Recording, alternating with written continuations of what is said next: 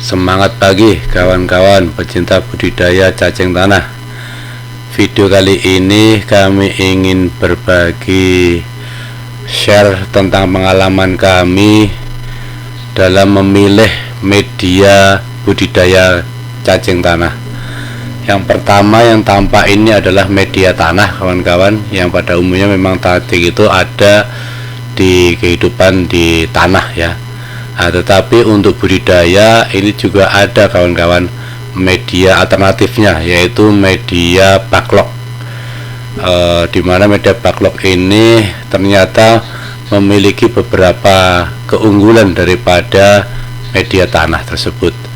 Nah, kira-kira keunggulannya apa aja? Mari kita saksikan penjelasan kami berikut ini. Oke, perbandingan secara umum antara media tanah dengan media backlog. Ternyata berdasarkan literatur yang kami pelajari, tanah itu hanya sebagai media hidup saja kawan-kawan, sekitar 70%, dan perlu kotoran hewan sebagai makanannya dari cacing tanah itu sekitar 30%, di mana pakan yang terbaik adalah kotoran sapi kawan-kawan. Nah, beda dengan backlog. Kalau backlog itu ternyata di samping sebagai media hidup, dia juga sebagai pakannya otomatis kawan-kawan. Jadi backlog ini berfungsi ganda sebagai media hidup dan juga sekaligus sebagai pakannya, karena dia mempunyai nutrisi. Nah, awalnya adalah seperti ini kawan-kawan. Dulu kami pertama kali belajar, itu kami menggunakan media tanah ya kawan-kawan, media budidayanya. Nah, itu karena pakannya itu menggunakan jus daripada sayur-sayuran atau jus buah, itu kan pasti ada airnya ya. Nah, ternyata tanah ini menahan air itu kawan-kawan, sehingga yang terjadi tanahnya menjadi becek begitu ya. Terus di bagian sisi bawah itu tanahnya airnya menggenang. Nah, itu tentunya akan membuat cacing itu mati kawan-kawan. Nah, untuk itulah akhirnya saya buat paritan di sisi kanannya itu, supaya untuk penirisan airnya, dan posisinya menjadi saya miringkan. Nah, ini tentunya menjadi hal yang kurang praktis ya kawan-kawan ya, di dalam budidaya cacing tanah itu. Di wadah kami yang kedua juga demikian kawan-kawan. Ini terpaksa wadahnya kami miringkan dan kasih kasih paritan ya di sisi kanan ini, yang tidak ada tanahnya, dengan harapan apa? Dengan harapan adalah tadi supaya airnya itu bisa meniris ya ke sisi kanan, kemudian sehingga media tanahnya itu tidak becek begitu. Nah, ini tentunya kurang praktis kawan-kawan. Nah, setelah kami mempelajari dari beberapa literatur yang ada, ternyata media alternatifnya adalah backlog kawan-kawan.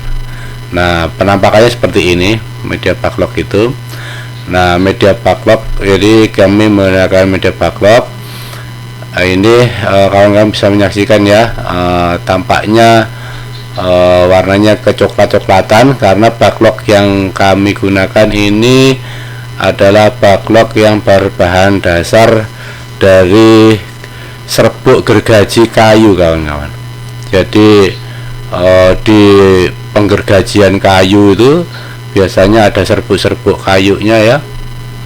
Nah, itulah kemudian digunakan oleh para petani jamur tiram untuk dibuat backlog itu. Jadi backlog ini sebenarnya adalah bekas ya dari media tanam dari jamur tiram kawan-kawan.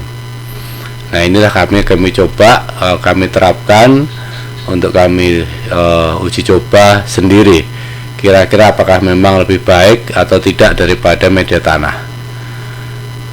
Nah, ini kawan-kawan tahapan yang kami lakukan.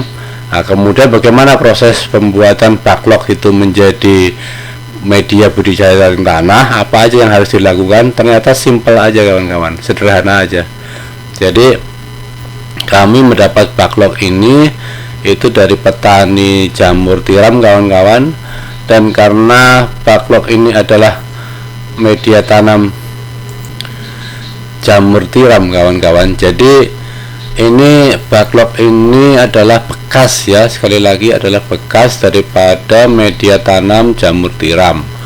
Jadi sudah tidak produktif lagi gitu kawan-kawan untuk menghasilkan jamur tiram, sehingga konsepnya menjadi ini dibuang gitu kawan-kawan, sehingga kami itu mendapatkannya gratis kawan-kawan. Jadi disuruh ngambil aja, suruh ngambil sebanyak-banyaknya kalau perlu, supaya mereka rak-rak dari jamur tiramnya itu segera bersih dan mereka akan menanam jamur tiram berikutnya. Jadi ini dari segi ekonomi murah sekali ya, karena gratis gitu kawan-kawan.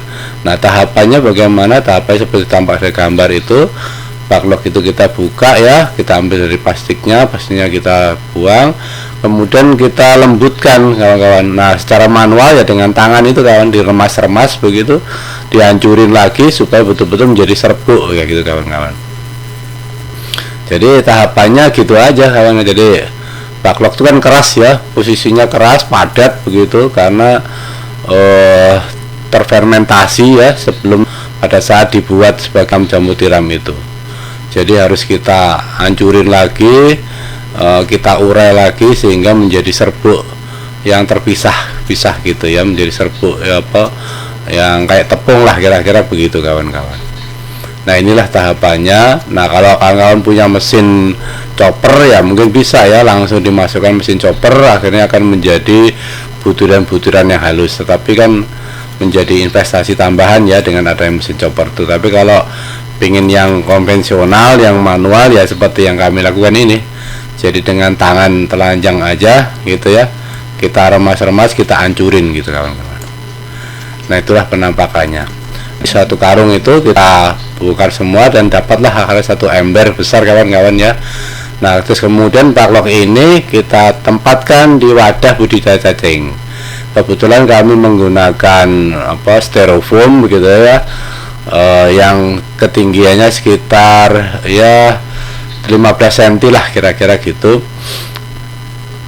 ketinggiannya, tetapi backlog itu sendiri kami timbun di situ dengan ketinggian sekitar 7-10 cm kawan-kawan gitu ya. Jadi backlognya itu kami tempatkan di styrofoam ini dengan ketebalan timbunan sekitar 7-10 cm gitu ya, kira-kira seperti itu. Nah, kenapa setinggi itu? Karena supaya kita mudah membolak-balikkannya gitu ya, supaya cacingnya juga mudah ke atas, ke permukaan, untuk bisa memakan pakannya yang kita berikan di sisi atas gitu ya, gitu.